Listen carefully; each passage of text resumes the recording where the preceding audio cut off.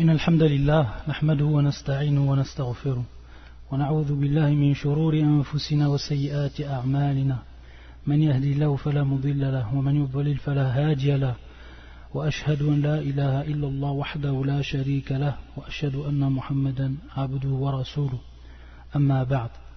Donc on continue Inch'Allah Ta'ala aujourd'hui l'explication du livre intitulé Min Kunuz al-Qur'an al-Karim, les Cheikh Al-Allama Abdel Muhsin Al-Abbad Hafidhahullah Ta'ala wa Ra'a.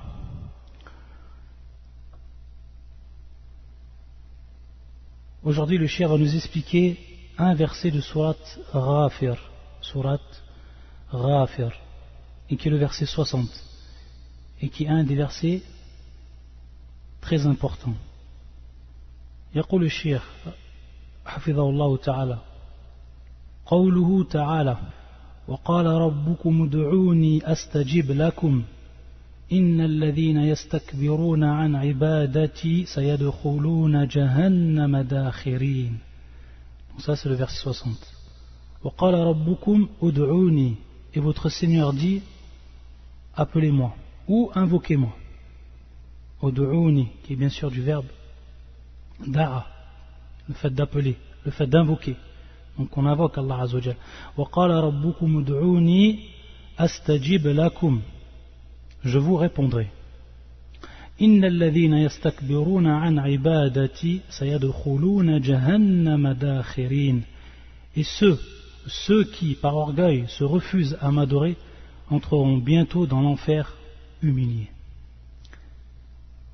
يقول الشيخ في هذه الآية الكريمة أمر الرب سبحانه وتعالى عباده بدعائه ووعده الكريم بالإجابة وتوعده المستكبرين عن عبادته بإدخالهم النار صاغرين حقيرين. نعم. والدعاء يطلق على سؤال العبد ربه جلب الخير ودفع الشر وهو دعاء المسألة. طيب. Le Cheikh nous dit dans ce verset, Allah Azza wa Jal nous ordonne. Et comme on a compris qu'il nous ordonne et qu'il nous donne un ordre, c'est dans la formule qui est employée. C'est-à-dire que le verbe ici, bien sûr, a l'impératif. L'impératif donc va nous informer de l'ordre. Et cet ordre-là va traduire bien sûr l'obligation. وَقَالَ رَبُّكُمُ ادْعُونِي أَسْتَجِبْ لَكُمْ. Donc il commande à qui et il ordonne à qui? À ses serviteurs qu'ils lui fassent ou qu'ils l'invoquent. Bidu'a'i, qu'ils l'invoquent. Wa wa'duhu, c'est-à-dire ici qu'Allah Azza wa Jal va répondre. Et c'est une promesse. C'est pour ça que le Cheikh yaqul wa wa'duhu, c'est-à-dire une promesse d'Allah Azza wa Jal. Regardez, Allah Azza wa Jal nous ordonne un acte et ensuite nous promet en conséquence de cet acte une chose, et qui est quoi? Yaqul wa wa'duhu al-karim bil ijaba, c'est-à-dire la réponse, qu'il va donner fin à notre requête, qu'il va donner réponse à notre demande, subhanahu wa ta'ala. Ça c'est une promesse de la part d'Allah Azza wa Jal. Le verset il est clair. Wa qala rabbukum ud'uni astajib lakum.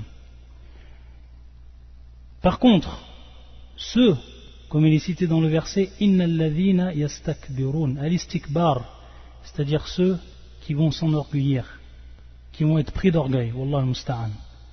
Par rapport à quoi? An ibadati, par rapport à l'adoration d'Allah Azza wa Jal, du fait qu'on adore Allah subhanahu wa ta'ala. Des gens parmi les hommes s'enorgueillissent quand on leur dit d'adorer Allah. Allahu Akbar, la ilaha illallah. Ces gens-là dont Allah Azza wa Jal les a créés, sayadkhuluna jahannama dakhirin. Et la réponse ici, et qu'est-ce qui va donc être la conséquence de cet acte d'orgueil qui est la pire des mécréances? Allah Azza wa Jal fallait faire rentrer dans l'enfer de manière humiliée. Dakhirin, yani saghirin, haqirin, comme il dit le Cheikh. Tout ça bien sûr sont des synonymes. Ici, pour comprendre le verset, Allah Azza wa Jal nous dit au départ ou dans la première partie du verset wa qala rabbukum ud'ouni. Donc ici dua. Et ensuite il nous parle Allah Azza wa Jal de al-ibada dans sa parole innal ladhina yastakbiruna an ibadati. On va comprendre de ce verset, c'est la première compréhension qu'on va avoir, on va comprendre que la dua, elle fait bien sûr partie de l'adoration.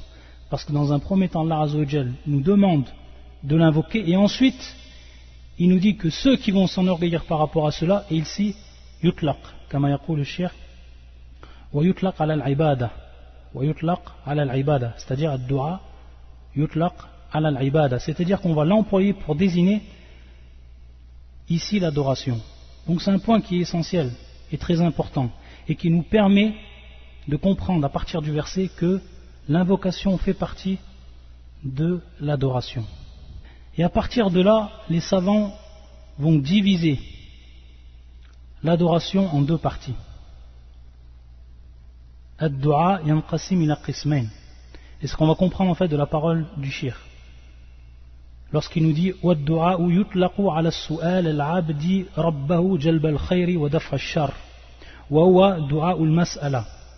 Donc la première catégorie c'est du'a al-mas'ala. Ça c'est la première catégorie. Ce qu'on appelle du'a al-mas'ala. Si on peut l'écrire, du'a al-mas'ala, c'est la première catégorie de l'invocation. Donc du'a al-mas'ala, c'est ce qu'on pourrait traduire en fait par l'invocation qui est propre à la question. L'invocation qui est propre à la question. Et on va comprendre de toute manière lorsqu'on explique plus en détail et qu'on voit la différence qu'il y a entre les deux catégories d'invocation. Et la deuxième donc, c'est ce qu'il nous dit le shir lorsqu'il nous dit ensuite wa yutlaqu ala al-ibada wa minhu dhikrullahi wa thana'u alayhi wa ad-du'a al-ibada. رواه الإمام الترمذي في جامعه وقال حديث حسن صحيح عن النعمان بن بشير رضي الله تعالى عنه قال سمعت النبي يقول صلى الله عليه وآله وسلم يقول الدعاء هو العبادة ثم قرأ وقال ربكم ادعوني أستجيب لكم الآية. Donc on va comprendre que la première catégorie, d'après la parole du shir, que la première catégorie, et c'est la première qui nous cite le shir, donc on prend dans l'ordre où il nous cite ces deux catégories. La première c'est donc du'a ou al-mas'ala. C'est tout simplement lorsqu'on invoque Allah Azza wa Jal et qu'on lui demande quelque chose. De manière générale, se traduit donc, comme nous dit le shir, jalb al-khayr, c'est-à-dire demander à Allah Azza wa Jal l'apport d'un bien, quel qu'il soit. Wa daf' ash-sharr, et demander à Allah Azza wa Jal qui repousse un mal, quel qu'il soit. Donc ça, c'est ce qu'on appelle du'a ou al-mas'ala. Donc tu invoques Allah Azza wa Jal et tu lui demandes quelque chose.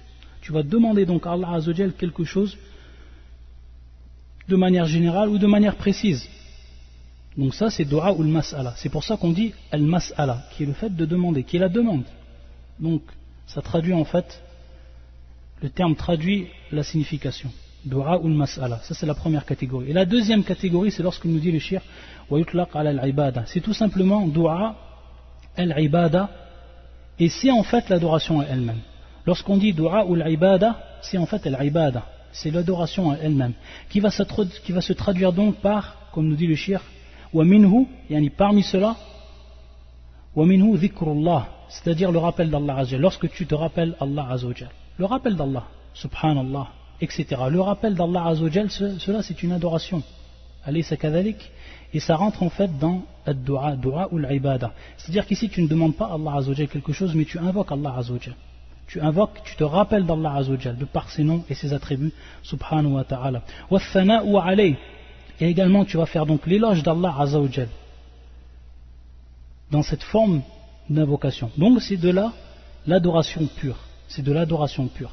Et donc à partir de là, le shir va nous rappeler un hadith du prophète sallallahu alayhi wa sallam qui vient appuyer cette deuxième catégorie de l'invocation, et qui est le hadith qu'on a cité en arabe, qui est donc rapporté par l'imam al-Tirmidhi et d'autres également, comme l'imam al-Bukhari fil adab al-mufrad, bal ashab al-sunan, Abu Daoud al-Tirmidhi, وكذلك Ibn Majah, ou l'imam Ahmed, qui est un hadith qui est authentifié par Ibn Habban et qui est également authentifié par l'imam Al-Albani, rahmatullah ala al-jami', où le prophète sallallahu alayhi wa sallam nous dit, donc c'est un hadith qui est rapporté par Nu'man ibn Bashir parmi les compagnons, qui dit qu'il a entendu le prophète sallallahu alayhi wa sallam qui dit ad-du'a huwa al-ibada, c'est-à-dire l'invocation et l'adoration. L'invocation et l'adoration. Et ensuite il a cité la parole d'Allah Azza wa Jal qui est le verset qu'on étudie. وَقَالَ رَبُّكُمُ ادْعُونِي أَسْتَجِبْ لَكُمْ إِنَّ الَّذِينَ يَسْتَكْبِرُونَ عَنْ عِبَادَتِي سَيَدْخُلُونَ جَهَنَّمَ دَاخِرِينَ. Donc on voit bien ici, avec la compréhension que nous donne le prophète sallam de ce verset, que al-ibada, dans la deuxième partie du verset, est venu pour traduire ad-du'a dans le verbe employé ud'uni. Donc ici le prophète sallallahu alayhi wa sallam, à partir de là, il nous dit ad-du'a ou al-ibada, et c'est donc la deuxième catégorie de l'invocation. Donc beaucoup vous trouverez dans les livres, lorsqu'ils traitent de tout ce qui est en relation avec l'invocation, ils vont vous dire que c'est les savants vous informent que l'adoration, donc, ou plutôt que l'invocation, se divise en deux catégories. Donc, dua ou al-mas'ala, qui est donc le fait de demander à Allah Azza wa Jal quelque chose. Et bien sûr, il y a un adab à avoir parmi cela. Lorsqu'on, par exemple, on demande à Allah Azza wa Jal une chose bien précise, il y a un adab à avoir. C'est-à-dire, il y a un comportement à avoir envers Allah Azza wa Jal lorsqu'on demande quelque chose à Allah Azza wa Jal, qui rentre donc dans l'invocation propre à la question. Et donc la deuxième catégorie, donc bien sûr pour cela, pour ce qui est du adab, on pourrait en faire un cours. Et pour ce qui est de la deuxième catégorie, wa yutlaq ala al-ibada, d'après donc la parole du shir, et donc la parole du prophète sallallahu ensuite, wa du'a ou al-ibada, c'est l'adoration elle-même. Ici qui va se traduire bien sûr par dhikrullah, c'est-à-dire invoquer Allah Azza wa Jal, faire l'éloge d'Allah Azza wa Jal, etc. Ensuite le shir Abdel Mohsin, il nous rapporte encore une parole de son cheikh, le cheikh Mohammed al-Amin, rahmatullah alayh. Tout le temps, bien sûr, d'après son tafsir, Adwa ul-Bayan. وقال بعض العلماء, donc ça, min kalam Mohammed al-Amin. قال بعض العلماء ادعوني استجيب لكم اعبدوني أثبكم عن عبادتكم ويدل لهذا قوله بعده إن الذين يستكبرون عن عبادتي سيدخلون جهنم داخرين. Donc tout simplement, le cheikh ici, il nous explique comment on va comprendre ma'na ud'uni, c'est-à-dire dans le verset qu'on nous cite, qui veut dire donc u'buduni, c'est-à-dire adorez-moi, uthibukum an ibadatikum, et donc suivant votre adoration, je vous récompenserai. Ça c'est la signification de la première partie du verset. Et ensuite donc, pour prouver cela, il revient donc à la deuxième partie du verset, an ibadati. Donc c'est comme on a expliqué. Et d'autres savants, il nous dit donc waqala ba'dul ulama, donc une deuxième signification, ud'uni astajib lakum ay as'aluni u'tikum. ولا منافاة بين القولين لأن دعاء الله من أنواع عبادته. Donc il nous dit le shir, en nous rappelant la deuxième signification ou la deuxième compréhension du verset qui est donnée par certains savants, ud'uni ay as'aluni u'tikum, c'est-à-dire demandez-moi et je vous donnerai. Donc on voit tout simplement ici que les savants, comment ils ont interprété ce verset? Ils l'ont interprété soit suivant la compréhension de la première catégorie de l'invocation, qui est dua ou l'ibada, donc qui va se traduire ici ud'uni bima'na u'buduni uthibukum an ibadatikum, et la deuxième signification qui nous est donnée, ou la deuxième interprétation qui nous est donnée par d'autres savants, et qui traduisent ud'uni astajib lakum, qui le traduisent par as'aluni u'tikum, c'est-à-dire demandez-moi et je vous donnerai. Donc ici c'est dua ou le mas'ala. Et il nous dit bien sûr qu'il n'y a pas, le cheikh Mohammed al-Amin, il dit qu'il n'y a pas de contradiction entre ces deux paroles. Pourquoi? Tout simplement parce que l'invocation d'Allah Azza wa Jal fait partie des catégories d'adoration. On comprend par rapport à cela que même lorsqu'on dit dua ou le mas'ala, c'est quand même une adoration, ça rentre dans une adoration, c'est-à-dire qu'on demande à Allah Azza wa Jal. Et ça rentre dans ad-dua bisifat a'am, c'est-à-dire ça rentre dans le terme invocation de manière générale, donc ça rentre bien dans l'adoration. Ensuite il va nous donner encore une deuxième faïda, le cheikh en plus. Yaqul, et ça c'est à propos donc de son explication qu'il donne suivant ou à propos de Surat al-Baqarah. Surat al-Baqarah. فيقول وقوله تعالى وإذا سألك عبادي عني فإني قريب أجيب دعوة الداعي إذا دعان. ذكر في هذه الآية أنه جل وعلا قريب يجيب دعوة الداعي، وبين في آية أخرى تعليق ذلك على مشيئة جل وعلا، وهي قوله فيكشف ما تدعون إليه إن شاء الآية. وقال بعضهم التعليق بالمشيئة في دعاء الكفار كما هو ظاهر سياق الآية، والوعد المطلق في دعاء المؤمنين، وعليه فدعاؤهم لا يرد، إما أن يعطوا ما سألوا أو يدخر لهم خيرا منه أو يدفع عنه من سوء بقدره. وقال بعض العلماء المراد بالدعاء العبادة وبالإجابة الثواب وعليه فلا إشكال. طيب. Le cheikh tout simplement va nous donner en plus, comme on a dit, une deuxième faïda. En reprenant un des versets du Coran, qui est le suivant, في سورة البقرة وإذا سألك عبادي عني فإني قريب. Si, فإذا سألك عبادي عني, si donc mes serviteurs te demandent près de moi, c'est-à-dire demandent à mon propos, فإني قريب, alors je suis proche. فإذا سألك عبادي عني فإني قريب. Donc si mes serviteurs te demandent à propos de moi, alors je suis proche. أجيب دعوة الداعي إذا دعان. Je réponds à l'appel, ou je réponds à la demande de celui donc qui m'invoque, lorsqu'il m'invoque. Ça c'est la signification du verset, la traduction du sens du verset. Ici on voit que Allah Azza wa Jal dans ce verset, comme dans le verset précédent, il n'a pas fait suivre cette phrase ou sa parole par sa volonté. C'est-à-dire, il n'a pas dit Insha'Allah ou Insha'Allah ou Inshi'tu. Il n'a pas en fait fait suivre, ou il n'a pas raccroché cette parole à sa volonté. Taïb, c'est ce qu'on s'aperçoit dans le verset. Et dans le deuxième verset qui va nous citer le shir, et où également il est fait part de la demande ou de l'invocation, et qui est le verset suivant, فَيَكْشِفُ مَا تَدْعُونَ إِلَيْهِ إِنْ شَاءَ. Donc on voit ici إِنْ شَاءَ. Donc on voit ici التعليق بالمشيئة. C'est plutôt à lui que vous ferez appel, ou puis il dissipera s'il veut l'objet de votre appel. فَيَكْشِفُ مَا تَدْعُونَ إِلَيْهِ إِنْ شَاءَ.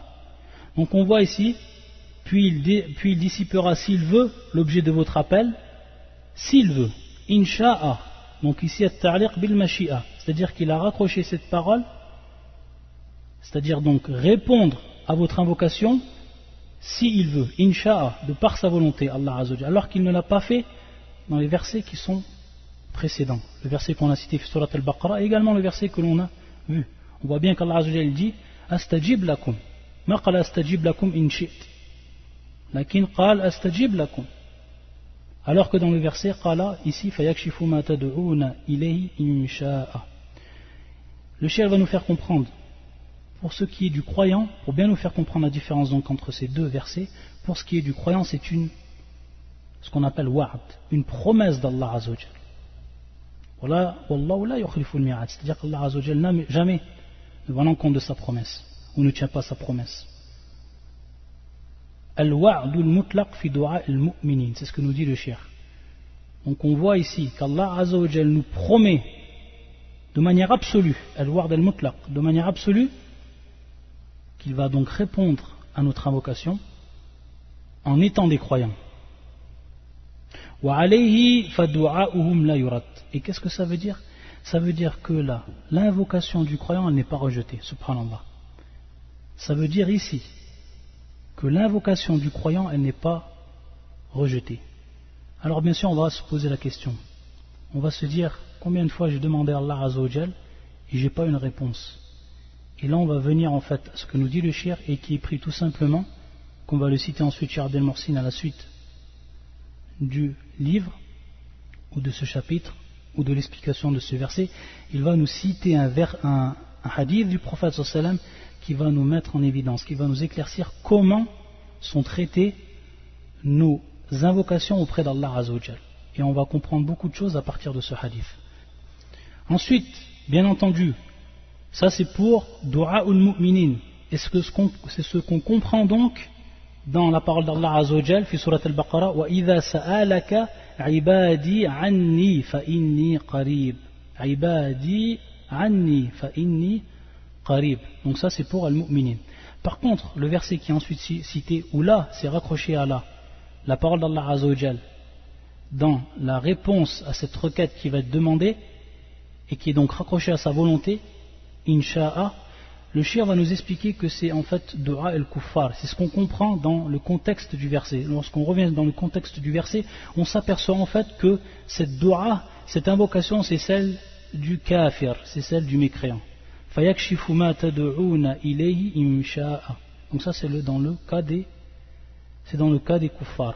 Et donc dans le cas des kuffar, Allah Azza wa Jal a raccroché la réponse à leur requête suivant sa volonté. C'est-à-dire peut-être il le fera, peut-être il ne le fera pas.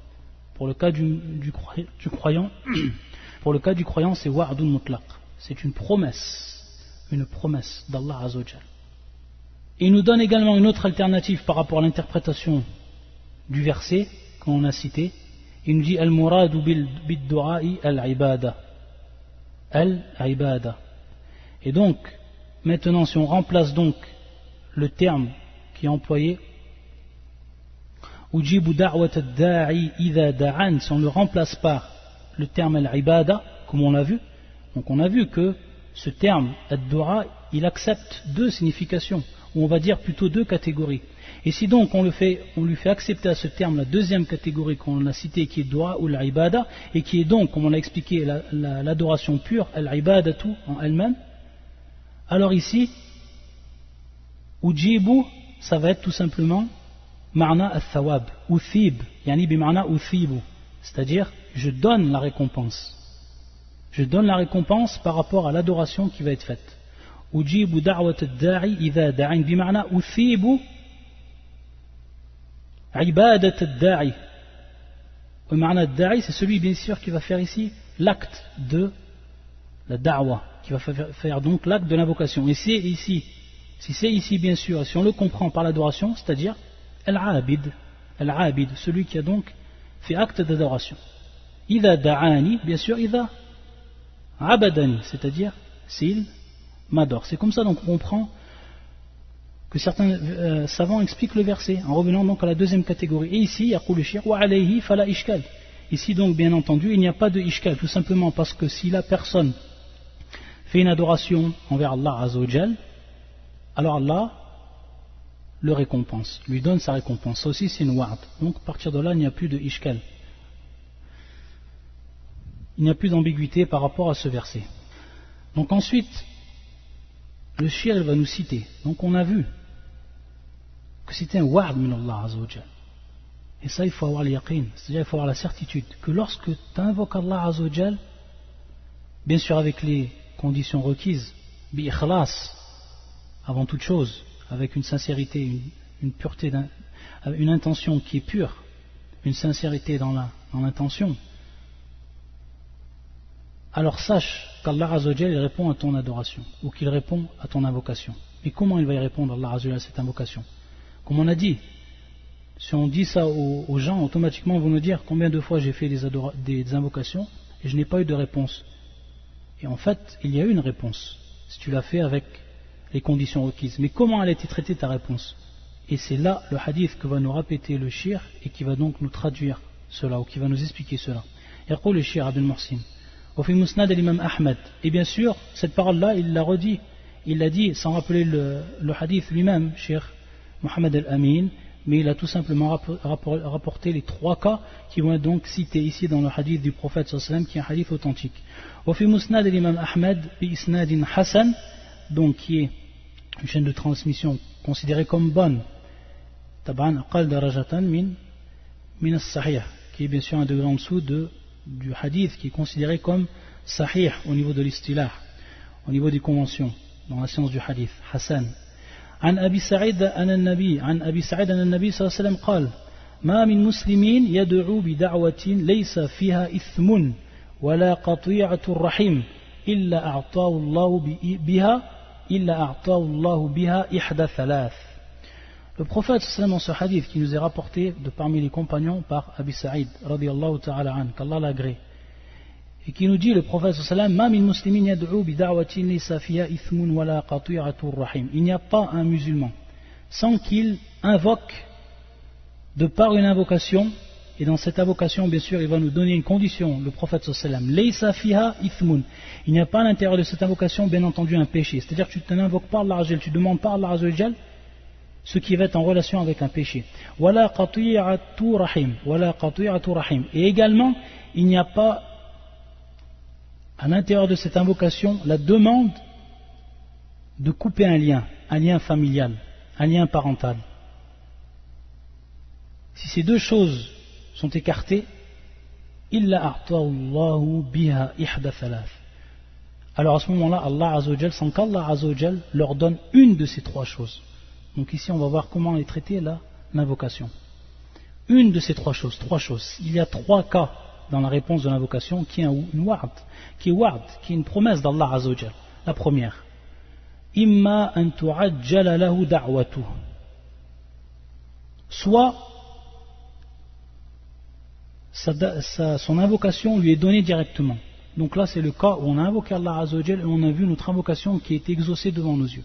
C'est-à-dire qu'Allah Azza wa Jal a exaucé cette invocation. Ce qu'on a demandé, il nous est venu. Tayyib, imma an tu'ajjala lahu da'watuh. C'est la première chose. La deuxième chose, wa imma an yaddakhiraha wa imma an yaddakhiraha lahu fil akhirah. Wa imma an yaddakhiraha lahu fil akhirah. Soit elle est mise de côté pour lui, dans son intérêt, dans l'au-delà. Et bien entendu, ce jour, Yawm al-Qiyamah, ce jour-là, le jour du jugement, on va avoir tellement besoin de ce qui va nous être mis de côté par rapport à nos invocations. Donc ça, c'est une invocation où la réponse qui a été faite à cette invocation, elle s'est traduite, ou elle a été traitée de cette façon. Allah Azza wa Jal l'a mis de côté pour toi le jour du jugement. C'est-à-dire qu'elle n'a pas été perdue, cette invocation. Allah Azza wa Jal t'a promis, donc elle n'a pas été perdue. Wa imma an yaddakhiraha lahu fil akhirah. Ça c'est la deuxième. Et ensuite la troisième, wa imma an yasrifa anhu min as-su'i mithlaha. Wa imma an yasrifa anhu min as-su'i mithlaha. Soit il va écarter de toi un mal. C'est-à-dire qu'Allah Azza wa Jal, il va répondre à ton invocation en écartant de toi un mal. Toi tu as demandé quelque chose, Allah Azza wa Jal ne te l'a pas donné, comme dans le premier cas, an tu'ajjala lahu da'watuh. Mais de par cette invocation, il va t'écarter un mal qui t'était prédestiné, An yasrifa anhu min as-su'i mithlaha. Donc ça c'est le troisième cas. Donc, soit l'invocation, on répond, ou Allah Azza wa Jalla répond à son invocation directement, soit il la met de côté le jour du jugement, c'est-à-dire fil akhira, ou soit il écarte un mal de par cette invocation. Qalu idhan nukfir. Alors ils ont dit, les sahaba, idhan nukfir, c'est-à-dire qu'on va demander encore plus à Allah Azza wa Jalla. Si on sait que notre invocation elle est automatiquement acceptée et qu'elle va se traduire donc, qu'elle va être traitée de ces trois manières qu'on a citées. Alors ils ont dit à ce moment-là, les sahaba, qalu idhan nukfir. Qalu Allahu akthar, c'est-à-dire qu'Allah Azza wa Jalla akthar, c'est-à-dire qu'Allah Azza wa Jalla va vous donner autant que vous demanderez. Allah Azza wa Jalla, autant vous demanderez, autant il vous donnera Allah Azza wa Jalla. Donc ça, c'est pour comprendre ici ce qui est en relation avec la dua. Et donc, Adam al-Jahl, c'est donc de l'ignorance de dire que ma da'wa, l'invocation que j'ai fait à Allah Azza wa Jalla, Allah n'y a pas répondu. Peut-être qu'elle a été mise de côté, ou peut-être qu'Allah Azza wa Jalla, de par cette invocation, t'a écarté un mal. Wallah al-musta'an. Ensuite, le second verset que le shir il traite, que l'on traite aujourd'hui, à partir du livre du shir, c'est Surat Fussilat. Surat Fussilat. يقول الشيخ رحمة الله عليه ورحمه الله وحفظه الله وكل هذا يصيح قوله تعالى ويوم يحشر أعداء الله إلى النار فهم يوزعون حتى إذا ما جاءوها شهد عليهم سمعهم وأبصارهم وجلودهم بما كانوا يعملون. Ça c'est le verset numéro 19 et le numéro 20. وَيَوْمَ يُحْشَرُ أَعْدَاءُ اللَّهِ إِلَى النَّارِ فَهُمْ يُوزَعُونَ. Et le jour où les ennemis d'Allah seront rassemblés en masse vers le feu, puis on les poussera.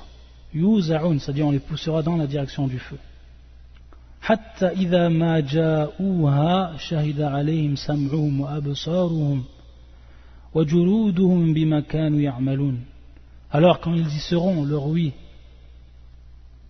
leurs yeux et leurs peaux témoigneront contre eux de ce qu'ils œuvraient. Allah al-Musta'an. يقول الشيخ أخبر الله عز وجل عن أهل النار أنهم يحشرون ويساقون إليها ويجمع أولهم وآخرهم ويقذفون في النار كما قال الله عز وجل ونسوق المجرمين إلى جهنم وردا وقال ويوم يدعون إلى النار جهنم دعا. Il nous dit le shir ici qu'Allah Azza wa Jal nous informe des gens du feu, qu'ils vont être réunis et qu'ils vont être conduits au feu de l'enfer, et que le premier d'entre eux et le dernier d'entre eux seront réunis et qu'ils seront jetés dans le feu. Wallah al-Musta'an. Comme قال Allah Azza wa Jal وَنَسُوقُ الْمُجْرِمِينَ إِلَى جَهَنَّمَ وِرْدًا, et pousseront les criminels à l'enfer comme un troupeau à l'abreuvoir. Wirda, comme est venue explication du terme wirda d'après Ibn Abbas ou Mujahid ou Qatada et d'autres encore, yani itashan wirda, comme c'est traduit comme à l'abreuvoir, comme des gens qui viennent en fait avec fatigue et qui viennent auprès d'une chose comme s'ils voulaient boire, ils voulaient s'abreuver, en état donc d'assoiffement. وَيَوْمَ يُدَّعُونَ إِلَى النَّارِ جَهَنَّمَ دَعَّا. Le jour où ils seront brutalement poussés au feu de l'enfer. Et il nous dit Allah Azza wa Jal dans ce verset également, lorsqu'ils vont être auprès du feu, waqafu ala nar, ils vont témoigner quoi? Leur ouïe, leurs yeux, leur peau, bi'a'malihim, de leur action. Il nous dit, le shir va nous rapporter un hadith du prophète sallallahu alayhi wa sallam qui est fi Sahih Muslim, عن أنس بن مالك رضي الله تعالى عنه قال كنا عند رسول الله صلى الله عليه وسلم فضحك فقال هل تدرون مما أضحك قال قلنا والله ورسوله أعلم قال من مخاطبة العبد ربه يقول يا رب ألم تجرني من الظلم قال يقول بلى قال فيقول فإني لا أجيز على نفسي إلا شاهدا مني قال فيقول كفى بنفسك اليوم عليك شهيدا وبالكرام الكاتبين شهودا قال فيختم على فيه فيقال لأركانه انطقي قال فتنطق بأعماله قال ثم يخلى بينه وبين الكلام قال فيقول بعدا لكنا وسحكا فعن كنا كنت أناضل. Dans ce hadith qui nous est rapporté donc par Anas ibn Malik, qui dit qu'on était auprès du prophète sallallahu alayhi wa sallam, alors il s'est mis à rire, le prophète sallallahu alayhi wa sallam, bahika. Et à ce moment-là, il leur a dit aux compagnons, vous savez pour qu'est-ce qui m'a fait rire? De quoi je ris? Et ils ont dit donc bien sûr les compagnons, Allah wa Rasulu a'lam. Allah et son prophète et plus savants, sont plus savants. قال من مخاطبة العبد ربه, c'est-à-dire de ce que va dire al-abd, donc l'esclave, à son seigneur, c'est-à-dire la conversation qu'il va avoir entre l'esclave et son seigneur. Yaqul, qu'est-ce qu'il va dire l'esclave? Ya Rabb, alam tujirni min al-zulm, c'est-à-dire que tu n'es pas, tu as bien sûr empêché qu'une personne lui soit fait al-zulm de ta part, c'est-à-dire, bien entendu, ici on comprend que Allah Azza wa Jal, il ne fait pas de zulm, il ne fait aucune injustice à ses esclaves. Il ne fait aucune injustice à ses esclaves. Qal yaqul bala, Allah Azza wa Jal lui dira, bien entendu. Alors il va lui dire fa inni la ujizu ala nafsi illa shahidan minni. Alors je ne permettrai donc pas qu'un autre témoigne par rapport à moi. C'est-à-dire je serai le seul témoin de moi-même. Je ne veux pas qu'il y ait un autre témoin par rapport à ma propre personne. Alors fayaqul kafa bi nafsika al-yawma alayka shahidan. Alors il te suffira, toi-même va te suffire ce jour-là en tant que témoin. Et également bil kiram al katibin shuhudan, ceux qui ont écrit bien sûr parmi les anges, ceux qui écrivent nos actes. Fayukhtam ala fi, c'est-à-dire à ce moment-là sa bouche va être fermée, c'est-à-dire qu'elle va être scellée, sa bouche, il ne pourra plus parler. Fayuqal li arkani, c'est-à-dire li jawarihi, c'est-à-dire qu'on va dire donc à ses membres, li arkani, li jawarihi, on va dire à ses membres intiqi, c'est-à-dire parler. Alors à ce moment-là, elles vont parler de ce qu'elle faisait, bi'amali, ce qu'elle faisait, c'est-à-dire ce que la personne faisait de par ses membres. Thumma yukhalla baynahu wa bayna al-kalam, c'est-à-dire qu'ensuite, donc, on va lui permettre à ce moment-là de parler. Et lui, il va dire bu'dan lakunna wa suhkan, c'est-à-dire bu'dan wa suhkan, loin de moi. C'est-à-dire à propos de vous, c'est-à-dire par rapport à mes membres, par rapport à vous, mes membres, j'étais donc en train de c'est-à-dire j'étais en train de débattre donc à propos de vous. Wallah al-musta'an. Ensuite le shir, il va nous rappeler une règle ici, qui est une règle de grammaire et que l'on retrouve ici dans le Coran et qui se trouve dans cette parole hatta idha ma ja'uha. Ici on a ma taïb, hatta idha ma ja'uha. Donc ici on a ma qui se trouve entre idha et qui se trouve entre le verbe ja'uha. Il nous dit le shir za'idatun li ta'kid al-kalam wa mithluha qawluhu ta'ala. Bien sûr il faut savoir que le al-ma au niveau de la langue arabe il y a plusieurs catégories. Il y a le ma nafiya, il y a le ma al-mawsoula. Et ici, il y a le ma zaïda. Donc il y a plusieurs catégories de ma. Donc comment on va savoir? On va tout simplement comprendre ici que al-ma, c'est bien sûr zaïd li ta'kid al-kalam. Bien entendu, lorsqu'on dit zaïd, c'est-à-dire quelque chose qui est supplémentaire. Mais bien entendu, dans le Coran, rien n'est supplémentaire sans aucune sagesse. Et donc ici, les savants, bien entendu, ils disent li ta'kid al-kalam, c'est-à-dire pour appuyer la parole.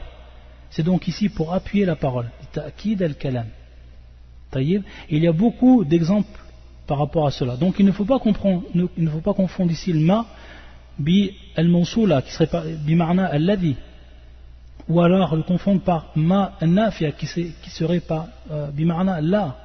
Non, il faut comprendre tout simplement que c'est supplémentaire. C'est-à-dire qu'on aurait dit hatta idha ja'uha, ça aurait été la même signification que si on avait dit hatta idha ma ja'uha. C'est pour ça que lorsqu'on revoit la traduction, alors quand ils y seront. Et cette règle-là se trouve beaucoup dans le Coran. Et cette règle-là, elle est claire, c'est qu'à chaque fois qu'on trouve idha et qu'on trouve après ma et ensuite le verbe, il faut savoir que ma ici sera toujours zaïda. C'est-à-dire lorsqu'elle vient après idha, ma, elle est toujours zaïda. Donc elle ne va pas être de l'ordre de al-mawsoula ou de l'ordre de al-nafiya. Et les exemples qu'il va nous donner, il y en a plusieurs. Le chéri nous les donne et ça nous permet de comprendre le Coran. C'est-à-dire que lorsqu'on va lire le Coran, on va donc pouvoir faire la différence. Il y a le ma qui est venu après ida, donc on sait qu'ici c'est zaïda wa yufid ta'kid al-kalam. Na'am. كقول الله عز وجل ولا يأبى ولا يأبأ الشهداء إذا ما دعوا. C'est في سورة البقرة, c'est le verset 282. ولا يأبأ الشهداء إذا ما دعوا, يعني بمعنى ولا يأبأ الشهداء إذا دعوا. طيب, c'est pour ça qu'on le traduit, et que les témoins ne refusent pas quand ils sont appelés. Ne refusent pas quand ils sont appelés. Également, un autre verset qui nous cite le shirk. أثم إذا ما وقع آمنتم به. أثم إذا ما وقع آمنتم به. Donc, بمعنى أثم إذا وقع آمنتم به. Donc on voit ici également أما زائدة لتأكيد الكلام. Donc on voit également dans le verset précédent et celui-là que le ma est venu après Ida. Et ça fait Surat Yunus, c'est le verset 51. Et encore un autre verset qui nous cite le shir, il y en a plusieurs, c'est le dernier verset qu'on l'on prend pour s'en rappeler de cette règle. وَإِذَا مَا أُنزِلَتْ سُورَةٌ فَمِنْهُمْ مَنْ يَقُولُ أَيُّكُمْ زَادَتْهُ هَذِهِ إِيمَانًا. Donc on voit ici وَإِذَا مَا أُنزِلَتْ سُورَةٌ وَإِذَا مَا أُنزِلَتْ ثاني بمعنى وَإِذَا أُنزِلَتْ ما زائدة لتأكيد الكلام وهكذا. Donc on voit à chaque fois dans les exemples qu'il y a avant le ma ida. Ensuite également le shir va nous rappeler un point qui est important également, et il nous dit que le verset que l'on a étudié, on trouve également un qui est semblable par rapport à ses significations, qui se trouve sur Surat An-Nur, et le verset 24. يقول الله عز وجل يوم تشهد عليهم ألسنتهم وأيديهم وأرجلهم بما كانوا يعملون. Ça c'est fait Surat An-Nur, donc le 24. Naam. Et donc ça va dans le même sens que le verset, le jour où leur langue, leurs mains et leurs pieds témoigneront contre eux de ce qu'ils faisaient. Donc nos mains, nos langues, nos pieds vont témoigner, donc nos membres. Également fi Surat Yasin, qui est le verset 65, encore un autre verset qui va dans le même sens. يقول الله عز وجل اليوم يختم على أفواههم وتكلمنا أيديهم وتشهد أرجلهم بما كانوا يكسبون. C'est fi Surat Yasin, le verset 65. Ce jour-là, nous scellerons leur bouche, tandis que leurs mains nous parleront et que leurs jambes témoigneront de ce qu'ils avaient accompli. Et il nous dit ici, le shir, tout simplement, que les corps qui vont être ressuscités, ce sont donc les corps que l'on avait dans cette vie d'ici-bas. C'est pour ça qu'il nous dit le shir wafi shahadati a'dha al-insani alayhi bi a'mali allati 'amilaha fi ad-dunya dalilun ala anna al-bahtha wal-'ad yakunu lil-ajsadi allati kanat fi ad-dunya. Donc on voit ici que les corps qui vont être ressuscités sont donc les mêmes corps. Et il nous donne aussi également une preuve et un hadith qui est rapporté par l'imam al-Muslim et avant lui l'imam al-Bukhari également, et qui est l'histoire bien sûr de la personne qui a demandé à ses enfants que l'on brûle son corps et que l'on jette une partie de son corps dans la terre, sur la terre, et une partie de son corps dans la mer. Et donc vous savez qu'Allah Azza wa Jal subhanahu wa ta'ala bi qudratihi al-kamila, de par sa pleine puissance, Allah Azza wa Jal va dire à la mer de refaire sortir ce qui s'y trouve, et également la terre, bien sûr, par rapport aux cendres de ce corps qui a été brûlé, ensuite jeté en plusieurs parties. Hatta aad al-jasad kama kan, jusqu'à que le corps va revenir comme il était. Donc c'est le même corps que la personne avait. Et c'est ce corps-là qui va être ressuscité. Wallah al-musta'an.